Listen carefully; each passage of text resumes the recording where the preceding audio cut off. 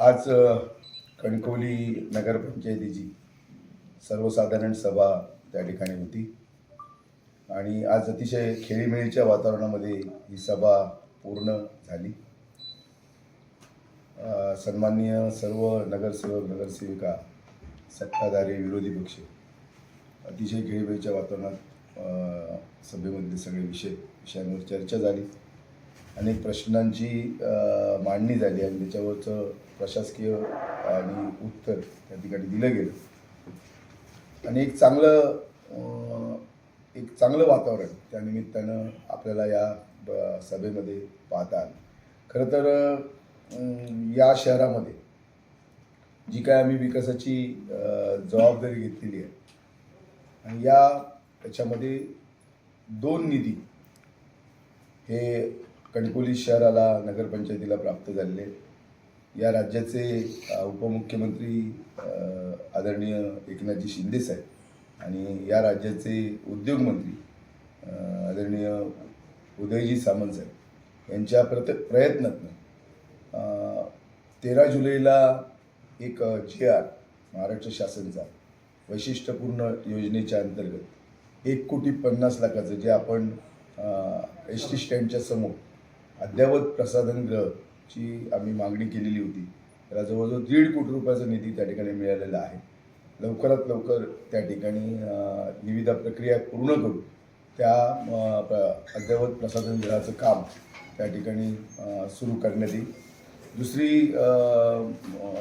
जी आनंदाची गोष्ट आहे ती म्हणजे बातमी आहे ती म्हणजे किंवा तो GR आहे, हा जो GR आहे हा रस्ता अनुदान हा दुसरा GR 15 जुलैला हा रस्ता अनुदानाचा 9,90,00,000 एवढे रुपये त्या ठिकाणी रस्त्यांसाठी मंजूर झालेले आहेत. आणि जवळजवळ या शहरातले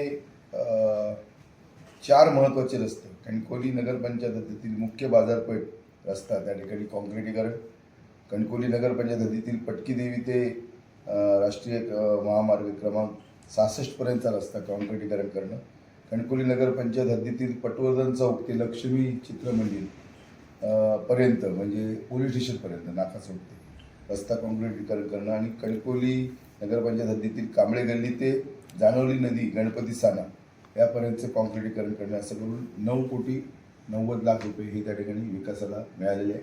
त्याच्याही निविदा तातडीनं काढल्या जातील आणि ती कामं त्या ठिकाणी लवकरात लवकर त्या ठिकाणी पूर्ण केली जातील.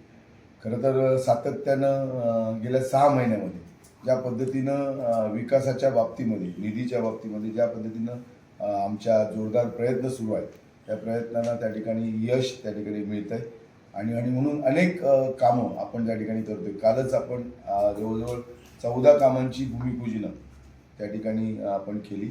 यापूर्वी श्री स्वयंभू नमो उद्यान सारखे एक सुंदर गार्डन हे त्या ठिकाणी आपण विकसित करतोय. नाका चौकामध्ये सुद्धा आपण सुशोभीकरण करून जे उड्डाण पूल आहे त्या पुलाखाली जवळजवळ 44 पूल आहेत आणि 44 खांब आहेत, पिलर आहेत आणि त्या खांबांच्या खाली DPR आम्ही बनवलेला आहे आणि जवळजवळ 40-50 कोटी रुपये खर्च त्या ठिकाणी अपेक्षित आहे. ते सुद्धा त्या ठिकाणी विकासाचं सुरुवात त्याची केलेली आहे आणि म्हणून अशी अनेक विकासाची कामे आणि अशी अनेक विकासाची महत्त्वाचे निर्णय हे शहरवासियांसाठी आम्ही त्या ठिकाणी घेतलेले आहेत आणि म्हणून सातत्यानं या शहराचा सर्वांगीण विकास व्हावा, शहरामुळं या शहराचा त्या ठिकाणी विकासात्मक त्या ठिकाणी बदलावा हा आमचा त्या ठिकाणी प्रयत्न सुरू आहे आणि या प्रयत्नाला त्या ठिकाणी फार मोठं यश त्या ठिकाणी मिळताना दिसते. खरं तर आता ही भूमिपूजनं सुरू आहे. जेव्हा कामं पूर्णत्वास येतील त्यावेळी खऱ्या अर्थानं लोकार्पण होईल. त्यावेळी या नेमकं काम काय शहरामध्ये झालं याबाबतची आपल्याला त्या ठिकाणी माहिती त्या ठिकाणी मिळेल किंवा ती काम प्रत्यक्षात उभं राहताना आपल्याला दिसेल.